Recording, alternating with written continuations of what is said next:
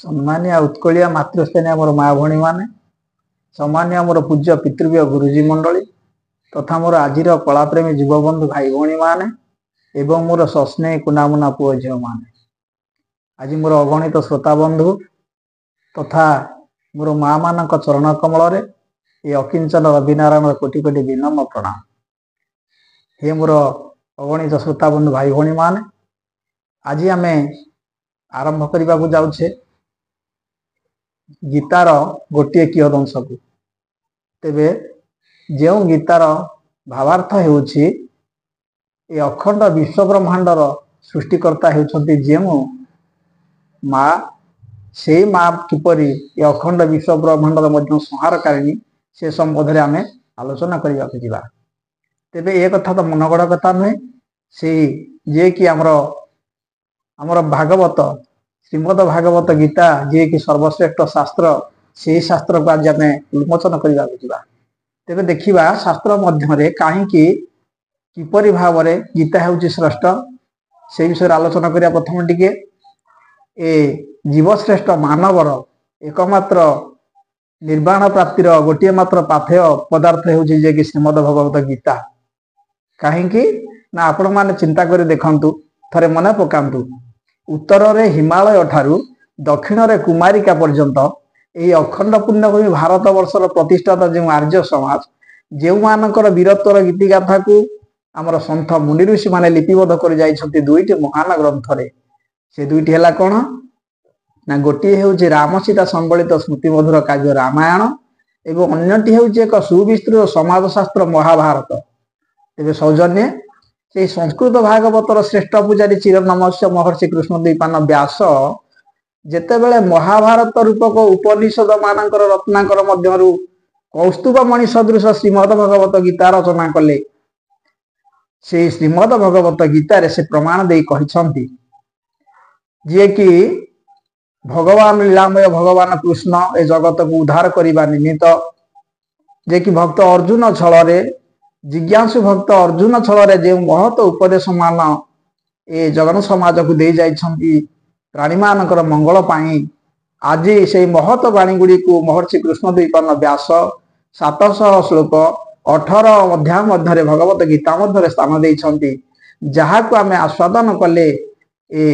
अगाध समुद्र रु जे कि निर्वाण प्राप्ति पाई परिबा सेही सर्वश्रेष्ठ शास्त्र होला श्रीमद भगवत गीता। ताकू कहा जाउछि सर्वशास्त्रमय गीता। से गीता चाहते क्या जे नुह जे कि सबुठार सर्वश्रेष्ठ शास्त्र से गीता किपरिका पदार्थ ना गीता सुगीता कर्तव्या कि मने शास्त्र विस्तर जा स्वयं पद्मनाभस्य मुख पद्मा विनिश्रुता। गीता सुगीता कर्तव्या कि मने शास्त्र विस्तर जा स्वयं पद्मनाभस्य मुख पद्मा विनिश्रुता।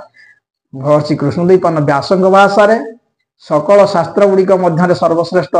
सर्वशास्त्रमय गीता कहीं ना लीलामय भगवान कृष्णकर वचन अमृतर सृष्टि होइतिबा भगवत गीता ए जगत उद्धार निमित्त एकुटिया जे कि एका प्रयोज्य। तेणु से भगवत गीता हूँ सर्वश्रेष्ठ सर्वोत्कृष्ट। से ही भगवत गीतार आम पदटी देखा जावा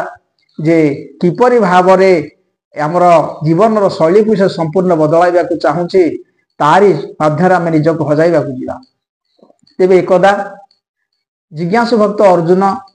प्रभु भगवान कृष्ण को पचारुछन्ति हे प्रभु आपण कौन कहले जे ए जगतर विनाश ए जगतर जार सृष्टि अच्छी जगतर सृष्टि अच्छी आपण तार दिन कहले विनाश हेब। तेबे कहतु प्रभु मते ए सकल जीव मानक मध्य श्रेष्ठ जीव मानव ताले किपरि भाव में केउ दिन किपरि भाव में विनाश हेब आमे किपरि जानिबु। लक्ष्य दे मोर सौजन्य मंडली आज जिज्ञासु भक्त प्रश्नर उत्तर रे लीलामय भगवान कृष्ण हसी हसी कहउछन्ति अधर्मा विभवात कृष्ण प्रदूषन्ति कुल स्त्री टू दुषासु वास्नेय जावते वर्णशंकर। हे अर्जुन ए जगतर स्रष्टा हेउछन्ति जने आद्याशक्ति माँ से माँ हेउछन्ति सृष्टिकारिणी से पुणी हेबे दिने संहारकारिणी। केतेबेले संहारकारिणी हेबे ना से लक्ष्मी प्रतिमा माँ माने हेउछन्ति घर कोणर कुलबधू लक्ष्मी रूपांतरित हेले से किपरि भाव में ना ऐश्वर्य शक्ति को नहीं से घर कोण कुलबद्धू भाव में आबद्ध रही से माँ कुलबधू लक्ष्मी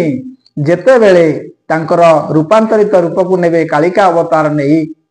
ଅର୍ଦ୍ଧଲଗ୍ନ ଅବସ୍ଥାରେ କେଶ ମୁକୁଳା କରି ଯେତେବେଳେ କାମନାର ଜର୍ଜରିତ ହୋଇ ଦାଣ୍ଡରେ ବୁଲିବେ ସେତେବେଳେ ତାଙ୍କ ଠାରୁ ବର୍ଣ୍ଣଶଙ୍କରର ସୃଷ୍ଟି ହେବ। ସେହି ବର୍ଣ୍ଣଶଙ୍କର ସୃଷ୍ଟି ହେବା ପରେ ସେହି ବର୍ଣ୍ଣଶଙ୍କରଙ୍କ ପାଇଁ ଏ ସଂସାର ଦିନେ ବିନାଶ ହୋଇଯିବ। ତେବେ ଲକ୍ଷ୍ୟ ଦେବେ ମୋର ପଣ୍ଡିତ ମଣ୍ଡଳୀ, ଲକ୍ଷ୍ୟ ଦେବେ ମୋର ମା ମାନେ लो, ଆଜି ଏ କଥା ଶୁଣି ଯିଏକି ଲୀଳାମୟ ଭଗବାନଙ୍କର ଏ ବଚନ ଶୁଣି ଅର୍ଜୁନ ଆଜି ଯିଏକି କୁହ ଛଳ ଛଳ ହାତରେ କହୁଛନ୍ତି, ତେବେ ଆଜି ଏହି ପୁଣ୍ୟ ଧାମ ପାପ ଭାରେ ପରିପୂର୍ଣ୍ଣ ସତେ କି ବିନାଶ ହେବ ଏହି ଭୁବନ। ହୁଅ ସର୍ବେ ସଚେତନ ବୋହ ନିଦ୍ରା କର ଭଗ୍ନ ନିମିଷକେ ଜାଳି ଦେବ ଯେତେ କତମ ହୋଲି ଦେ ଜ୍ଞାନ ଜନ ଜାଳି ଦେ ତୁ ଜ୍ଞାନ ଜନ। ଗୋପାଳ ଭାସେ ତୁ ବିଶ୍ୱେ ହୋଇବୁ ଧନ୍ୟ। ତେଣୁ ଲକ୍ଷ୍ୟ ଦେ ମୋର ସୌଜନ୍ୟ ମଣ୍ଡଳୀ, ଆଜି ଲୀଳାମୟ ସେଇ ଭଗବାନ କୃଷ୍ଣ ନାହାନ୍ତି, ଲୀଳାମୟ ସେଇ ପ୍ରଭୁ ରାମଚନ୍ଦ୍ର ନାହାନ୍ତି। ଭକ୍ତ ଅର୍ଜୁନ ଆଜି କୁହକ କଣ୍ଠରେ ଚିନ୍ତା କରୁଛନ୍ତି କିପରି ଭାବରେ ଏ ଜନସମାଜ ବଞ୍ଚି ରହିବ, କିପରି ଭାବରେ ଏ ଜଗତ ବଞ୍ଚି ରହିବ, ନିଷ୍ଠାର ସହିତ କିପରି ଭାବରେ ସେହି ବିଶ୍ୱ ଚିନ୍ତାମଣିକୁ ସେ ସବୁବେଳେ ଦର୍ଶନ କରି ଏ ଆତ୍ମାକୁ ସ୍ୱର୍ଗ ଦିବା ନିର୍ବାଣ ପ୍ରାପ୍ତି କରିପାରିବ। କାହିଁକି ନା ସେ ଚିନ୍ତା କରୁଛନ୍ତି ନାହାନ୍ତି ସେ ରାମ କୃଷ୍ଣ ଭଗବାନ କେତୋତେ କରିବ ପରିତ୍ରାଣ। ନାହାନ୍ତି ସେ ରାମ କୃଷ୍ଣ ଭଗବାନ କେତୋତେ କରିବ ପରିତ୍ରାଣ। କର୍ମ ଏକା ପୋତ ଏ ବାରିଧି ସ୍ରୋତ ତରିବାକୁ ଜୀବନ ସରିତ ଆରେ ଜୀବଧବ ମୁକତି ପସରା ଏହି ତବ ଆରେ ଜୀବଧବ।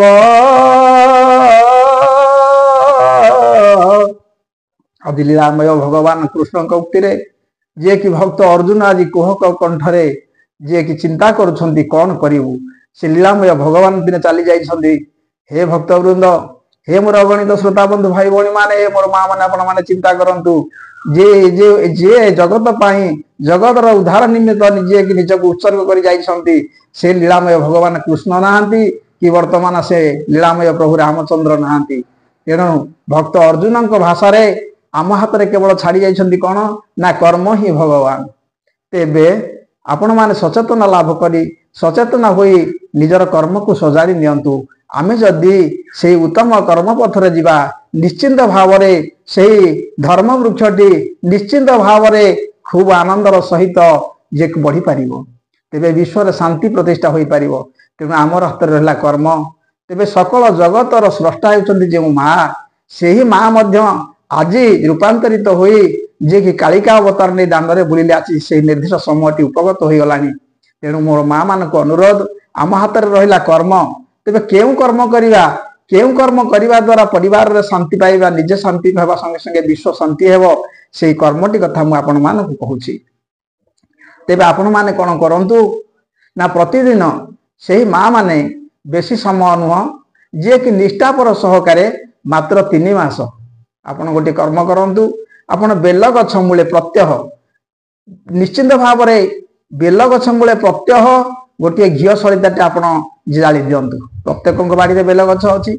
କାହିଁକି ନା ମୋର ବିଶ୍ୱାସ, ଆତ୍ମବିଶ୍ୱାସ, ସମସ୍ତଙ୍କର ଶାସ୍ତ୍ରର ବିଶ୍ୱାସ ମା ମାନେ ନିଶ୍ଚିନ୍ତ ଭାବରେ ଏହାକୁ ସମ୍ପୂର୍ଣ୍ଣ କରିପାରିବେ। କାହିଁକି ନା ସେ ମା ମାନେ ହେଉଛନ୍ତି ଐଶ୍ୱଶକ୍ତିଧାରୀ, ତାଙ୍କ ହାତରେ ଅମୋଘ ଶକ୍ତି ରହିଛି। ମାତୃମାନଙ୍କୁ ଯେଉଁ ମା ମାନଙ୍କୁ ପତିପରାୟଣ ମାନଙ୍କୁ କୁହାଯାଉଛି କଣ ना स्वाधि शीलवती दया बसुमती दाक्षिण्य लज्जावती तन्वी व्याज परामुखी स्मितमुखी मुग्धा प्रियलापिनी देव ब्राह्मण बंधु सजन हिता जस्यास्ति भार्या गृहे तस्या अर्थागम मोक्ष फल फलदा सैकेव पुण्यालता। आज दृढ़ विश्वास से ही माँ माने निश्चिंत भाव में धर्म वृक्ष को उज्जीवित कर रखिपारे कहीं ना से माँ माने किपरिका माँ से माने ऐश्वर्य शक्तिधारी जे कि चाहिए जदि से माँ जो माँ सृष्टि करिछि से माँ विनाश करिवो से माँ माने जदि निजर सचेतनता आनिबे तेबे आमे जदि सचेतन होई जिबा तेबे निश्चिंत भाव में धर्म वृक्ष पुणी उज्जीवित होई उठिबो किपरि भाव में ना से माँ माने परा हेउछंती जे कि ज्वलंता दीप निजे दीप परि जाली जे कि अन्य को आलोक प्रदान करुछंती निजर स्वार्थ त्याग करी विश्वर जगतर शांत कहीं परिवार शांत निमित्त किपरि भाव आपण चिंता करंतु किपरि से कर्म करुछंती ना पुरुष जेते धन रोजगार करी आनी से माँ मानक निकट रे पहुंचाई देउछंती माँ मान कोन करुछंती दान दक्षिणा सब किछि कर्म रे व्यस्त रही लागि जे पुण्य अर्जन करुछंती कहा पई से निजक दीप परि जाली ए परिवार ए संसार मंगल पाई से निजक उत्सर्गीकृत कर देउछंती तेणु से माँ माने जदि चाहिए ए विश्व निश्चिंत भाव में पुणी से शांतिर वृक्षटी पुणी उज्जीवित हो उठिबो किपरि भाव में से माँ मानक मोर अनुरोध रहिला माँ माने एथिरे अर्थ खर्च हेबार किछि नाही आपण माने विश्वास और निष्ठार सहित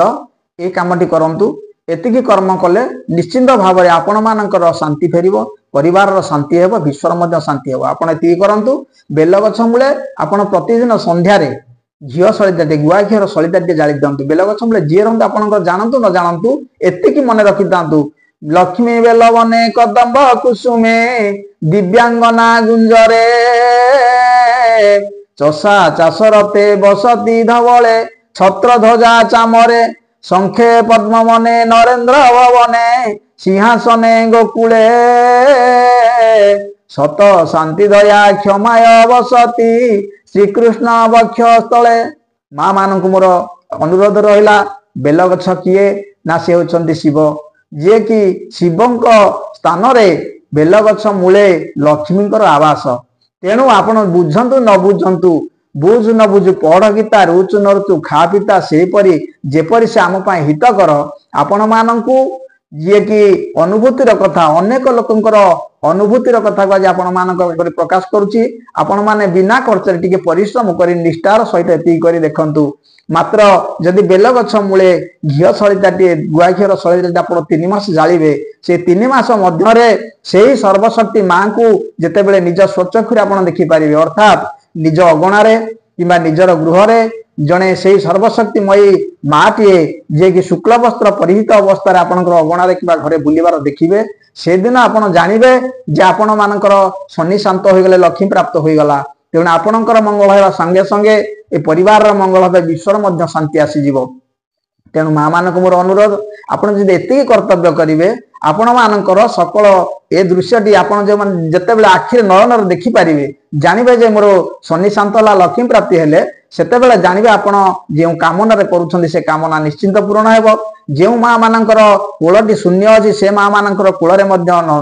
संतानटी हसी उठिबो आउ जे माने जे कि ग्रह पीड़ा ग्रहराज शनिकर अशुभ पीड़ा रे आपण मानकर व्याघात सृष्टि होउची सबुले अमंगल देखा जाउची सेही ग्रहराज शनि को शांत करबा निमित्त आपण एतिकी करंतु कोनोसी जिनिस आपनकर आवश्यक नाही ता आपे आपे लक्ष्मी शांत जे शनि शांत होई जिवे लक्ष्मी प्राप्त होई जिवो आपनकर सकल कामना पूर्णांग होई जिवो तेणु ये मो कथा नुह अनेक लोक मानकर अनुभूतिर कथा को आज आपण मानक आगे प्रकाश करूची जे मानक ठीक उत्तर मु पाइछि आपण माने निजे कर्म क्षेत्र रे करी देखंतु विश्वास निष्ठार सहित करी एतिकी आपण जदि करिवे आपण मानकर शांति आसीबा सहित विश्व मध्य शांति होई परिबो तेणु आज माँ मानकर सेही फेरंता उत्तर पाई ए अज्ञ रविनारायण चाहि रहउछि एतिकी कही आज मो माँ मानक चरण कमल रे नमस्कार करूछि माँ मानक चरण कमल मोर कोटि नमस्कार।